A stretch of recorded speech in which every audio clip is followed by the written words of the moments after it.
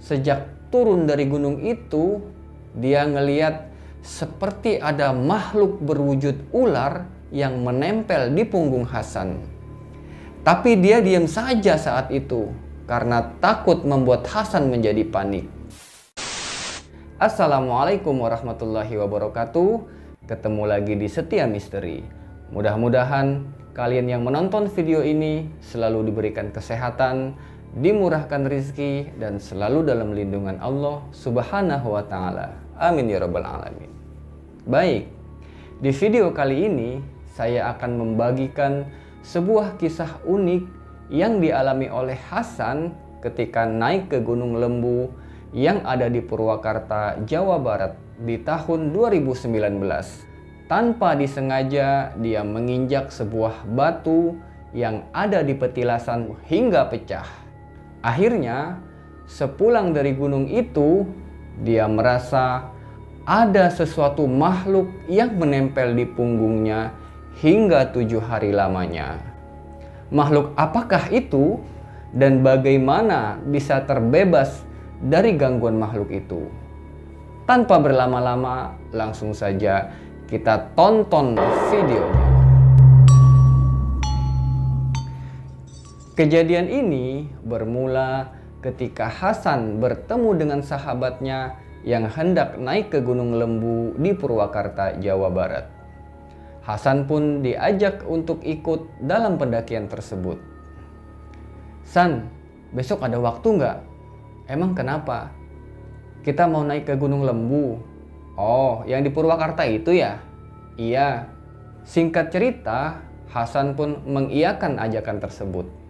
Setelah mempersiapkan semua keperluan, tepat di Sabtu malam Minggu sekitar jam 11 malam, berangkatlah Hasan bersama temannya tadi menggunakan sepeda motor menuju ke base camp Gunung Lembu.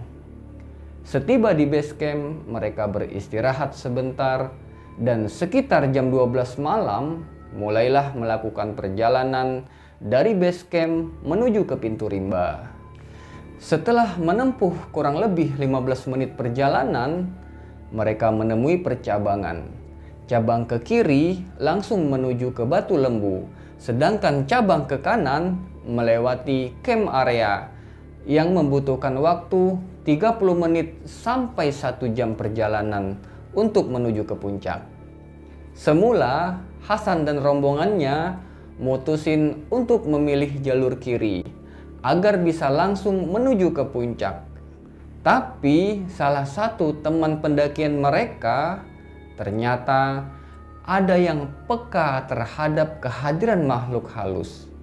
Di situ dia ngomong, Jangan ke kiri, ke kanan aja." "Loh, emangnya kenapa? Kita kan memang mau ke Batu Lembu." "Bukan itu masalahnya.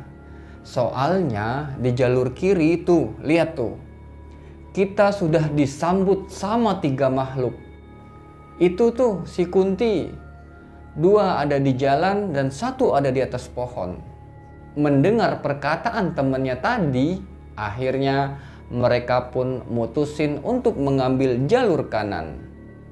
Dan tibalah mereka di camp area. Mereka nyempatin istirahat di situ sambil ngopi, nyantai. Sekitar 30 menit istirahat, lanjutlah mereka jalan menuju ke arah puncak. Di perjalanan, mereka menemukan sebuah petilasan berbentuk tonggak yang dililitkan dengan kain putih.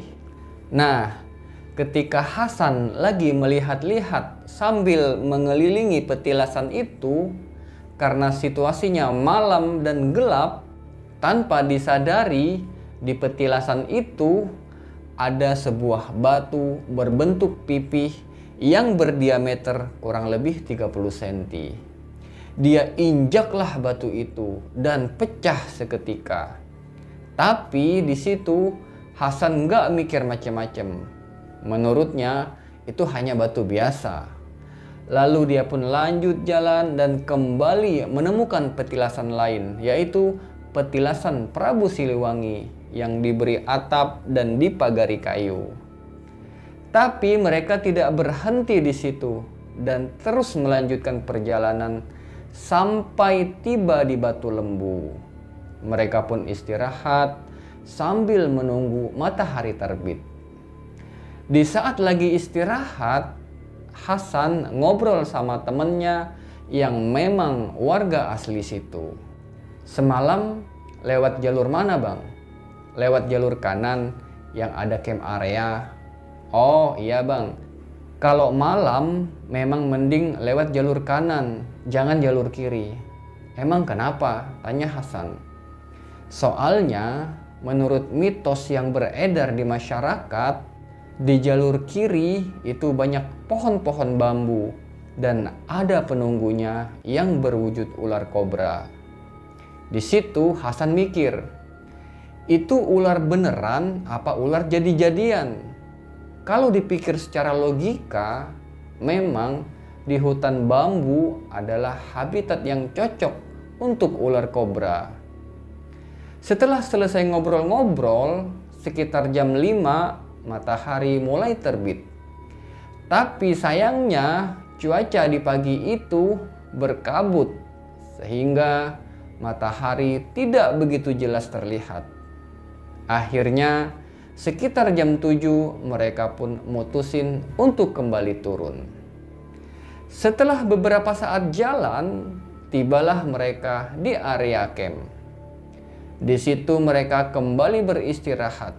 Setelah dirasa cukup beristirahat, lanjut lagi jalan sampai tiba di base camp. Sesampainya di rumah, tiba-tiba Hasan ngerasa punggungnya terasa berat, seperti ada yang menempel dan bergerak-gerak. Setiap dia merubah posisi punggung dan lehernya, seketika itu juga dia ngerasa seperti ada yang bergerak dan berjalan di punggungnya. Dan ini terus dia alami sampai beberapa hari. Sampai akhirnya ibunya Hasan memberikan sebuah cincin warisan dari almarhum ayahnya. "San, ini ada cincin dari ayahmu. Mudah-mudahan bermanfaat dan bisa membantumu." Lalu dipakailah cincin dari pemberian ibunya tadi.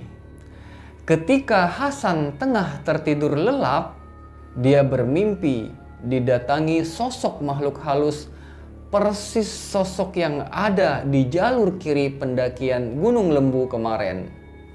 Dan Hasan melihat ada sosok lain yang seperti tengah berantem sama makhluk dari gunung itu. Dan mimpi itu berulang sampai beberapa hari.